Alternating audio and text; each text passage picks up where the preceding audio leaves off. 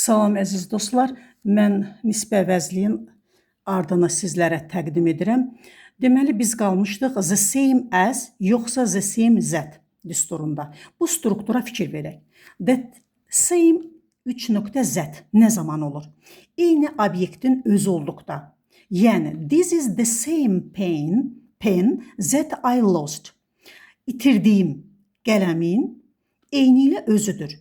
Deməli, bir qələm tapdınız, bu sizin itirdiyiniz həmən öz qələmdir.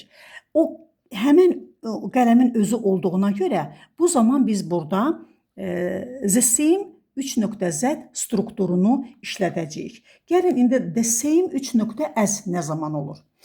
Bu struktur oxşar ifadələrdə, yəni eyni növdən olan ifadələri göstərən zaman istifadə olunur. I have the same pen as you. Məndə də səninkindən var. Yəni sənin qələmin necədirsə, eyni ilə həmən qələmdən məndə də var, amma bu səninki deyil. Z və yaxud öncə də dedim sizə bundan öncəki videoda Z-lə which-in fərqini bir daha sizin xülasə kimi xatırlatma eləyim. Bu ən çox imtahan suallarının biri olduğuna görə üzərində bir daha dayanıram. Restrictive clause'larda məhdudlaşdırıcı funksiyasında işləmə yerlərinə baxaq. Z daha çox üstünlük təşkil edir. The car that is parked outside is mine. Deməli, bütün maşınlarda məhz hansı maşının deməli sizinki olduğunu vurğulayır. Non-restrictive clause'larda bu zaman virgülə ayrılır.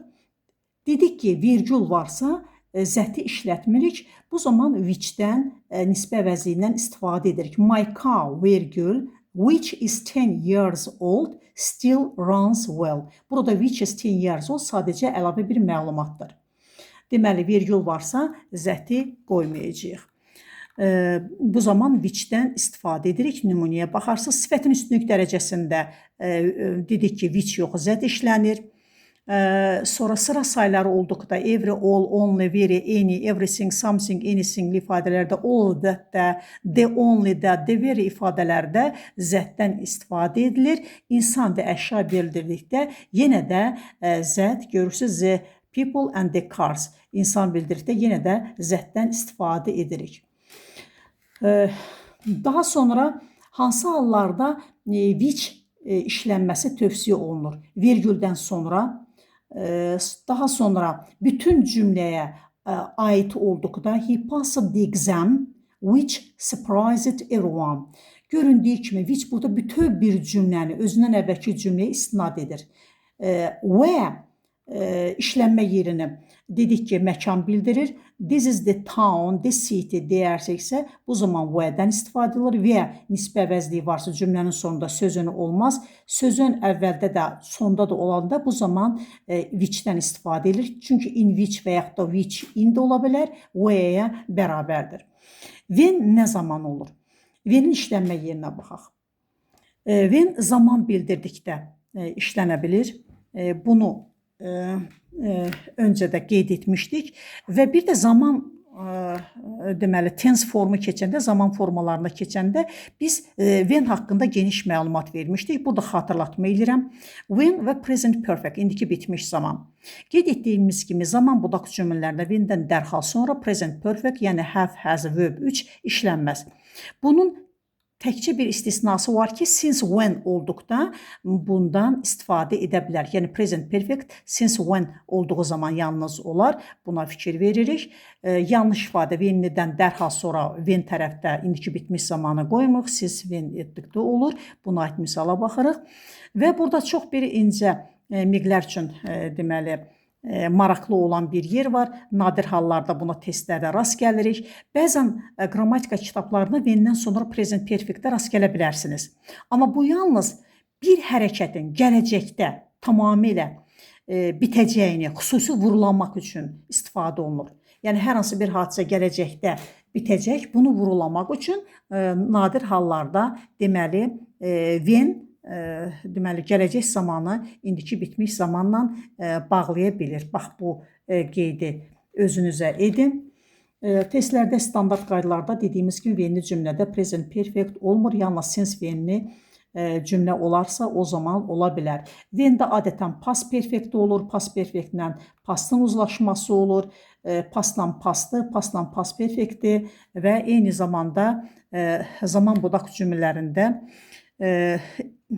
eyni zamanda isim budaq noun-clause'larda, budaq cümlələrində bir fərqli nüansı vardır. Əgər when cümlədə varsa, nə vaxt sualına cavab verirsə, yəni zaman bağlayıcısı deməli olduqda biz dedik ki, present perfect çox nadir hallarda işlənir.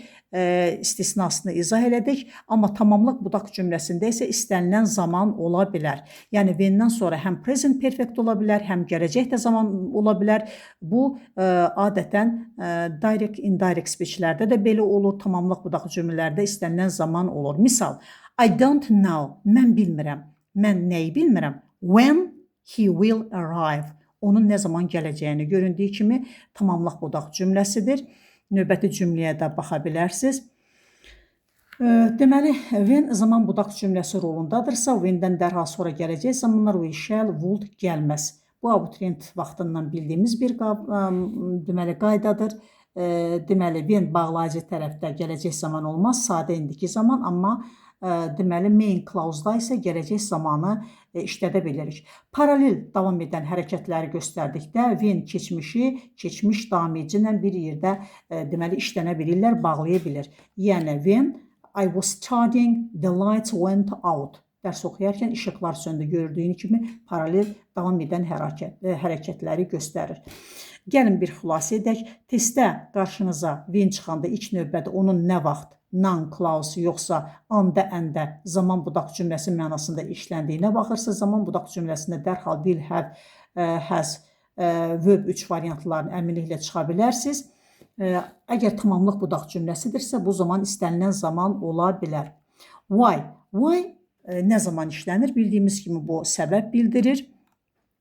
Why-in istisnasına baxaq. İmtahan müəlliflərinin ən sevdiyi yer bax bu why məsələsidir. Çünki sual sözləri içərisində yalnız why sözündən sonra heç vaxt to infinitivi gəlməz. Where də gələ bilər. Ancaq why-da gəlmir. Bu istisnanı yadınızda saxlayın. Yəni I don't know why to go deyə bilmərik. Düzgün versiya bir olmalıdır. I don't know why I should go there. Burada deməli malı məlikim, niyə getməli olduğumu bilmirəm. Deməli why-dan sonra heç vaxt to-lu məsdər işlənə bilməz nisbi əvəzlik kimi. Why özündən sonra qısaltma to feili qəbul etmir. Mütləq tam bir cümlə, yəni subject verb gəlməlidir. Why not bu qəlibi yəqin ki rast gəlmisiniz. Təklif bildirən bu strukturda why notdan sonra to olmadan birbaşa feilin ilkin forması, yəni BR infinitiv gəlir. Bu da incə yerdir, buna da fikir verin. Adətən müdavimlərə belə test tapşırıqları, sualları salırlar. Deməli, why-dan sonra to hissəciyi işlənməz. Why notlu ifadələrdə notdan sonra to olmadan birbaşa BR infinitiv gəlir. Yəni, heç bir köməkçi feil yox, birbaşa BR infinitiv. Nümunə. Why wait until tomorrow? Niyə sabaha qədər gözləyək ki? Elə bir ki, biri digərinə təklif edir. Nəyə görə gözləməliyik bu mənada? Why not join us for dinner? Niyə şam yeməyində bizə qoşulmayasınız? Deməli, diqqət yetiririk ki, why notun işlənmə yerinə, why-in digərlərindən fərqinə, nisbə əvəzlik kimi. Deməli, əziz dostlar, reason görəndə də why seçəcəyik. Çünki reason səbəb bildirir, səbəb nə üçün bu işi görürsən? Deməli, why-in yerinə for which ifadəsini də işlədə bilərik. Daha sonra, əziz dostlar, prepositions whom və yaxud da ki which. Bu da advanced suallar tipinə aiddir. Bu şəkildə sualları tez-tez salırlar. Rəsmi üslubda the company for which I work, for which işlənə bilər. The woman to whom adətən bu strukturdan geniş istifadə edilir rəsmi üslubda. Danışıqda isə sadəcə which for ifadəsindən the company which I work for. Yəni sözünü which-dən əvvəl deyil, sonra gəlir. Who-dan əvvəl to whom ifadəsi əvəzinə onun yerinə who to ifadəsindən istifadə edilir. Relative pronomlar nə zaman cümlədə atıla bilər, buraxıla bilər? Əgər obyektdirsə. The book zət yazıla da bilər, yazılmaya da bilər. The girl whom yazıla da bilər, yazılmaya da bilər. Əgər mübtədadırsa, the man lives here deyə də bilərik. The man who lives here. Deməli, atıla da bilər, qala da bilər. Zətin işlənməsi bunun məhdudlaşdırıcı kimi cümlədə daha çox işlənir və bir çox hallarda who, which-i əvəz edir. Buna aid nümunələri gördünüz. Sifətin üstünlük dərəcəsi sıra saylarında only, everything, nothingli, all, very ifadələrdə, the only ifadələrdə istifadə edilir. Vergül varsa which qoyulur, zət qoyulmaz. Bütün cümləyə istinad edilirsə, yenə də which-i qoyuruq. İnsanlar üçün işlənir, adətən mübtəda gedir. Hum həm deməli mübtəda həm də tamamlıq gedə bilər. Əgər mübtəda xəbər gəlirsə ikinci cümlədə nisbi əvəzlik kimi, hum isə xəbərin qarşısında gələ bilməz, çünki obyektdir. İnsanlar üçün tamamlıq deməli funksiyasında iştirak edir. Whose mənsubiyyət bildirir, which əşyaları, heyvanları bildirir. Vergüllü cümlələrdə işlənir. Where in which-ə bərabərdir. When, əgər zaman bildirən hər hansı bir söz varsa, when işlədirik və yaxud da on which işlədirik. Why for which-ə bərabərdir. Bu ifadə deməli xüsusilə rəsmi yazıda çox istifadə edilir. Daha sonra ingilis dilində bir çox sual sözlərindən sonra dedik ki, birbaşa to feil forması işlənərək qısaldılmış tamamlıq budaq cümlələri, non-clause'lar yaradır. Bunlar how'dur, what'dur, where'dir, when'dir, whether'dir kimi sözlərdir. Bu qaydaya tam tabidirlər. I don't know how to solve this problem. Göründüyü kimi how'dan sonra to'lu məsdərdir. Bu problemi necə həll edəcəyimi bilmirəm. She showed me what to do. Mənə nə edəcəyimi göstərdi. Tell me where to go. Dedik ki, amma why-dan sonra, əgər why olarsa, ondan sonra to'suz deməli məsdər gəlir. Buna da fikir verərək və bəzən should işlənir. Why not ifadəsində də be infinitiv gəlir. Bu qədər yoldaşlar, video materialı rahat şəkildə dayandırıb bir də izləyə bilərsiniz. Nə kimi suallarınız olsa yönəldə bilərsiniz, şəxsiyə də yaza bilərsiniz. Kommentlərdə də öz fikrinizi bildirə bilərsiniz. Bu qədər. Mən bunu 2 hissədə yazdım. Ümidvaram ki, sizin üçün video material faydalı olacaq. Diqqətinizə görə sağ olun. Görüşənədək.